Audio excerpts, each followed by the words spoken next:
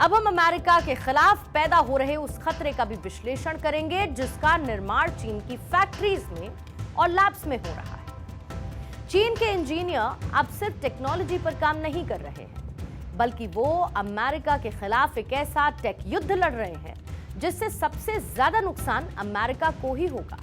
और इसे आप ऐसे समझिए कि अगर आज अमेरिका खुद को सुपर पावर कह पाता है तो इसके पीछे की वजह वो इंडस्ट्रियलाइजेशन, वो डिजिटलाइजेशन, वो टेक रिवॉल्यूशन है जिसने अमेरिका को टॉप पर रखा हुआ है। लेकिन अब उसका ये पद चीन की तरफ से चैलेंज किया जा रहा है। पूरी दुनिया आज इस बात को जानती है कि जो बीत गया वो बीत गया और आने वाला कल एआई का है, यानी कि आर्टिफिशियल इंटेलिजेंस का है।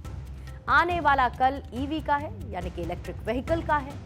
और जिसका इस क्षेत्र में दबदबा होगा, होल्ड होगा, वही देश आने वाले कल का सुपर पावर होगा।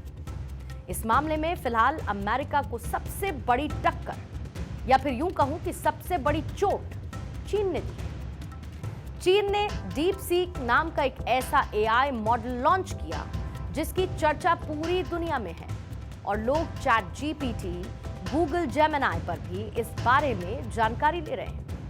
यानी कि अमेज़न, गूगल, ओपन एआई जैसी बड़ी बड़ी कंपनीज को इस एक चाइनीज कंपनी ने पीछे छोड़ दिया है। इस एआई टूल को बनाने वाले का नाम है लियांग वेनफेंग और इन्होंने डीप सीक से पूरी दुनिया को हिलाकर रख दिया है। मात्र 24 घंटे के अंदर ही अमेरिकी कंपनी एनवीडिया को करीब 600 अरब डॉलर का घाटा इस एक कंपनी की वजह से हो चुका है। लियांग ने इस एआई मॉडल को टेक की दुनिया में अगर कहें तो कौड़ियों के भाव में बनाया है। जहां पर चैट जीपीटी को बनाने में 863 करोड़ रुपए से भी ज्यादा खर्च हुए हैं, तो वहीं डीप सीक को बनाने में सिर्फ 49 करोड़ रुपए खर्च हुए हैं। और यही वो वजह है कि आज ये पूरी दुनिया में एक तरीके से छा चुका है। चैट जीपीटी का सब्सक्रिप्शन जहां पर 1726 रुपए में हर महीने में मिलता है, तो डीप सीक को 5 रुपए से भी कम कीमत में पूरे साल के लिए इस्तेमाल किया जा सकता है। अब आप ये देख लीजिए कि 40 साल के एक चीनी नागरिक ने ये एआई टूल बनाया जो कि पूरी दुनिया में डाउनलोड किया जा रहा है। आपको याद होगा ठीक इसी तरीके से टिकटॉक भी आया था और पूरी दुनिया में ऐसे ही उसे भी डाउनलोड किया गया था। आज ये तस्वीरें भारत के उन युवाओं को भी देखनी चाहिए जिनकी आबादी आज भारत में सबसे ज्यादा है, लेकिन इसके बावजूद भारत में ऐसी एक भी टेक्नोलॉजी नहीं जो कि दुनिया में किसी दूसरी टेक्नोलॉजी को टक्कर दे सके। हमारे देश के युवा आज सिर्फ कंज्यूमर बनकर रह गए। जब टिकटॉक आया था तो इसको सबसे ज्यादा डाउनलोड भारत में किया गया।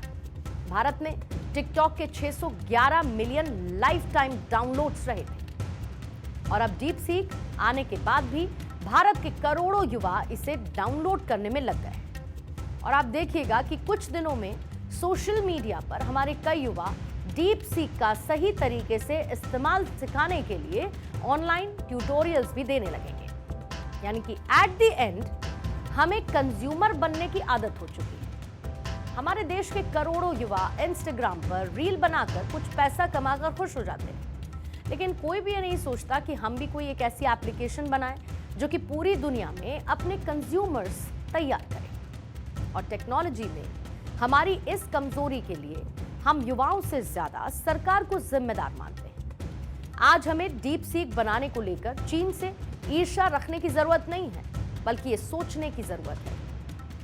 हमारे देश के कई युवा विदेशी कंपनियों में सीईओ की पोस्ट पर हैं। इसका सीधा मतलब ये है कि हमारे यहाँ पर टैलेंट की कमी तो बिल्कुल नहीं है, लेकिन ये युवा इतना पढ़ लिख जाने के बाद विदेश क्यों चले जाते हैं, इस पर चर्चा होनी चाहिए। इसके साथ ही हमारी सरकारों को अब रिसर्च एंड डेवलपमेंट यानी कि R&D का बजट बढ़ाने की जरूरत है। R&D इंजीनियर्स और साइंटिस्ट को देश में सबसे ज्यादा सैलरी देकर इन्हें देश में डेवलप करने के लिए सही एनवायरनमेंट देने की जरूरत है। कोडिंग, एआई इंजीनियरिंग और मैन्युफैक्चरिंग, यही भविष्य है और यही तीन चीजें इस बात का फैसला करेंगी कि कौन देश कितना शक्तिशाली है। और इसके लिए मोदी सरकार को यह चाहिए कि वो R&D के बजट में इजाफा करे, क्योंकि आज हम बाकी देशों से इस मामले में थोड़ा बहुत नहीं बल्कि काफी पीछे हैं। भारत के बजट में R&D यानी कि रिसर्च एंड डेवलपमेंट का इन्वेस्टमेंट 0.64% का है। वहीं चाइना R&D के लिए अपने बजट का 2.41% का हिस्सा इस्तेमाल करता है। अमेरिका 3.47% अपने बजट का R&D यानी रिसर्च एंड डेवलपमेंट के लिए अलॉट कर देता है, और इजराइल अपने बजट का 5.71% हिस्सा R&D रिसर्च एंड डेवलपमेंट पर खर्च करता है। एक बार फिर से जरा इन ग्राफिक्स को फुल स्क्रीन रखते हैं ताकि सरकार तक भी यह आंकड़ा पहुंच सके। यानी कि सबसे ज्यादा इजराइल, इसके साथ फिर चाइना, फिर अमेरिका, लेकिन भारत अभी 1% तक भी R&D का बजट देने के लिए तैयार नहीं हुआ। सरकार को यह भी समझना चाहिए कि अगर चीन टेक्नोलॉजी में यूं ही आगे बढ़ता रहेगा तो अपने हिसाब से नैरेटिव को भी फैलाता रहेगा। डीपसीक एक जनरेटिव AI मॉडल है जो ओपन सोर्स AI की तरह लॉन्च किया गया है, और ये चैट GPT के मुकाबले में काफ़ी सारे सवालों का जवाब देता है।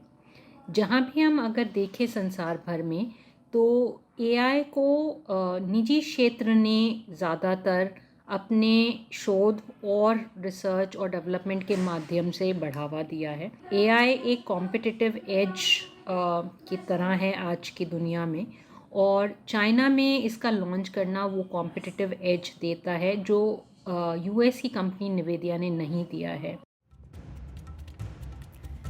आज हम सिर्फ इतना कहना चाहते हैं कि हमें चीन से ईर्ष्या महसूस नहीं करनी चाहिए। चीन ने इतना बड़ा AI टूल बना दिया, बल्कि आज हमें इंट्रोस्पेक्ट करने की जरूरत है, आत्ममंथन करने की जरूरत है। ये समझने की जरूरत है कि हमारे देश की तरक्की में बाधा बन रही कमजोर मसल कौन सी है, हमें किस पर्टिकुलर मसल पर काम करने की जरूरत है, किस एग्जैक्ट मसल पर वर्कआउट करना है।